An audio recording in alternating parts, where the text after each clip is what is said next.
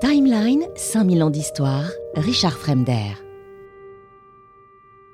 Le 30 avril 1945, Hitler se suicide dans son bunker. Il emporte avec lui l'illusion et laisse derrière un cadavre non pas glorieux, mais littéralement toxique, un corps saturé de produits, une dépouille chimique. Le Reich s'éteint non pas dans le feu de l'honneur, mais un peu dans le brouillard de la drogue, si vous voulez. Un jour de 1945, dans l'obscurité claustrophobe du Führerbunker, un homme écrit nerveusement dans un carnet. C'est pas un général, c'est pas un ministre, c'est tout simplement Théodore Morel, qui à ce moment-là est encore à son poste. Mais cette fois, ses notes ne sont plus des dosages ou des prescriptions, ce sont des justifications, des preuves, des listes. Et il le sait, la fin approche et avec elle le jugement. Parce qu'à mesure que le Troisième Reich s'effondre, les médecins, eux, entrent en guerre, non contre l'ennemi extérieur, mais entre eux, si vous voulez. Une sorte de guerre froide, souterraine, à coups de diagnostics, de soupçons, de mémos assassins. Et au centre de cette guerre, comme je le disais, le corps du Führer.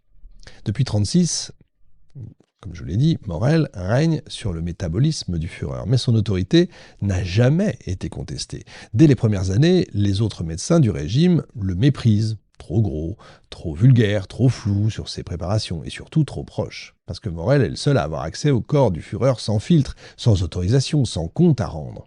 Quand Hitler est souffrant, c'est Morel qui l'appelle. Quand il doit parler à la radio, c'est Morel qui vient injecter le fameux tonique.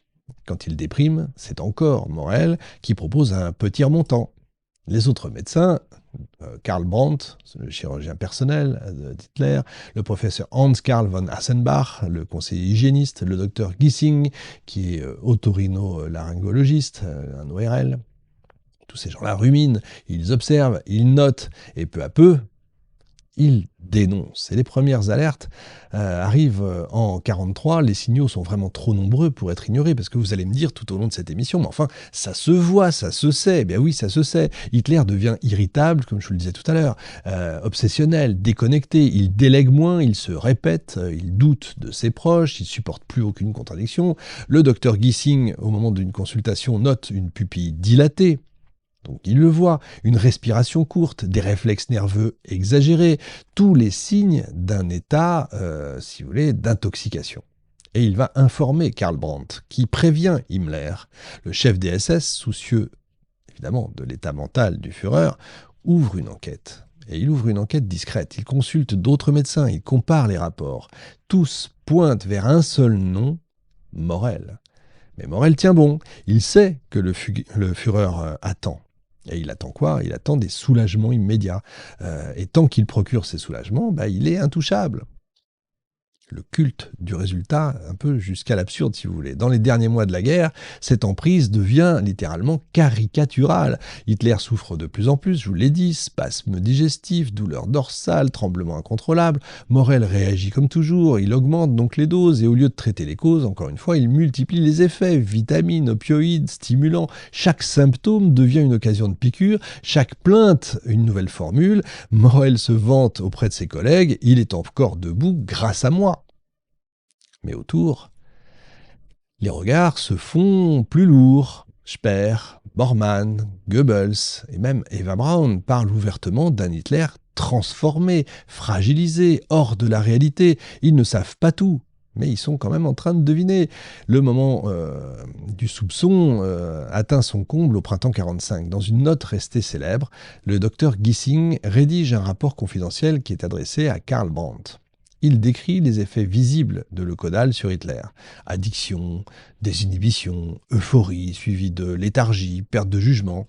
Gissing parle ouvertement de toxicomanie. Et il conclut, le Führer est devenu dépendant des injections de Morel.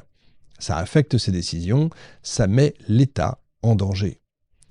Et Brandt, fort de cette note, va voir Hitler et il se heurte à un mur. Le Führer s'emporte, il accuse Brandt d'ingratitude. Carrément, il le renvoie. Il crie « Morel est le seul à m'avoir soulagé, le seul à comprendre ce que je vis ». La vérité scientifique échoue, en fait, devant la fidélité émotionnelle. Hitler est accro, il protège son dealer, tout simplement. Mais le château de cartes va vaciller. En avril 1945, dans le bunker, Morel est épuisé, lui aussi paranoïaque, visé. On l'accuse d'avoir trahi, d'avoir tué le Führer à petit feu. Et donc il sent le vent tourner quand même, hein. Il écrit frénétiquement dans ses carnets les noms des médicaments, les doses, les dates, il veut se protéger, prouver qu'il n'a fait qu'obéir. Mais à ce moment-là, il n'est plus du tout utile.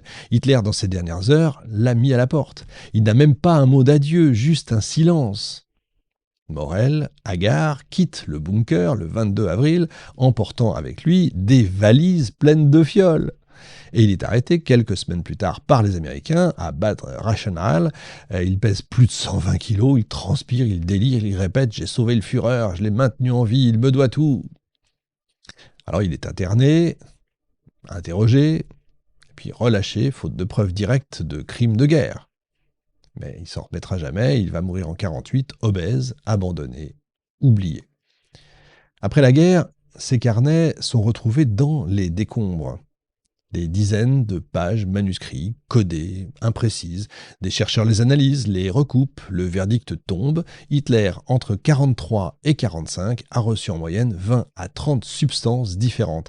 Un corps totalement saturé, maintenu en vie par une médecine de l'urgence, de la dissimulation, de l'illusion.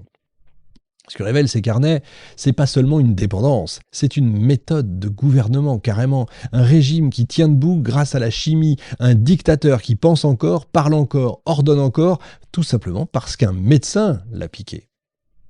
Et derrière ça, une vérité terrible. Le Troisième Reich n'est pas seulement un projet idéologique, ça a été un corps malade, une dystopie pharmacologique.